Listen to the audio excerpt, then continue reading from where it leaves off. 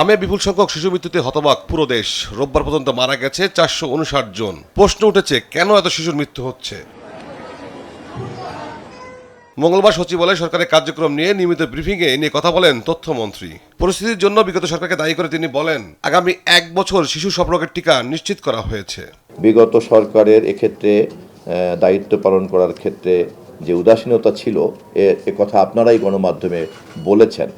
দায়িত্ব গ্রহণের পর আমরা হাম রোগের প্রাদুর্ভাব ও টিকার স্বল্পতাজনিত চ্যালেঞ্জের সম্মুখীন হই।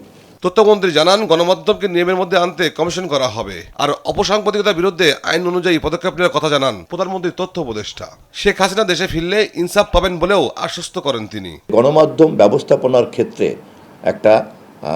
একটা অরাজকতা বিরাজ করছে এবং সকল অংশীদাররাই একমত যে আমাদের সকলের সর্বসম্মতভাবে এখানে একটা গ্রহণযোগ্য একটা রেগুলেশন থাকা দরকার, নট নিয়ন্ত্রণ। পরবর্তী যে বাংলাদেশ তৈরি হয়েছে তার প্রধান উদ্দেশ্য হচ্ছে ইনসাফ থাকবে, আমাদের শত্রুর প্রতি ইনসাফ থাকবে, শেখ হাসিনার প্রতি আমাদের ইনসাফ থাকবে। শেখ হাসিনা যদি আসে বাংলাদেশে ফেরত, তাকে কোনো এক্সট্রা জুডিশিয়াল কিছু আমরা আসলে করব না। আমাদের কাছে প্রতিজ্ঞা কি, আমরা জুডিশিয়ালি করব। ওনার বিচার হয়েছে, ওনাকে ডিফেন্ড করতে আবার দেওয়া হবে, তাতে তার মৃত্যুদণ্ডাদেশ যদি তিনি মুক্তি পান, টেকনিক্যালি বলছি, সেটা আমরা মানবো। আর যদি না হয় সেটা কার্যকর হবে।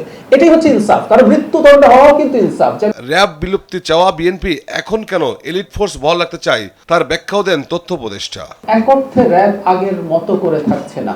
আমি আবারও বলছি, আগের মতো কেন বলছি, কারণ গতকালই স্বরাষ্ট্রমন্ত্রী, মাননীয় স্বরাষ্ট্রমন্ত্রী এই ঘোষণা দিয়েছেন, আপনারা নিউজ করেছেন, র‍্যাবের জন্য একটা নতুন আইন হবে। এতদিন পর্যন্ত র‍্যাব আর্মড পুলিশ ব্যাটালিয়নের একটা অপশনের অধীনে কাজ করছিল, একটা পূর্ণাঙ্গ আইন হচ্ছে। আগামী 16 ডিসেম্বর হযরত শাহজালাল আন্তর্জাতিক বিমানবন্দরে 3rd টার্মিনাল উদ্বোধন করা হবে বলেও জানান তথ্যমন্ত্রী। নতুন সরকারের ফলে আগামী 8 তৌফিক মাহমুদ মুন্না, দেশ টিভি, ঢাকা।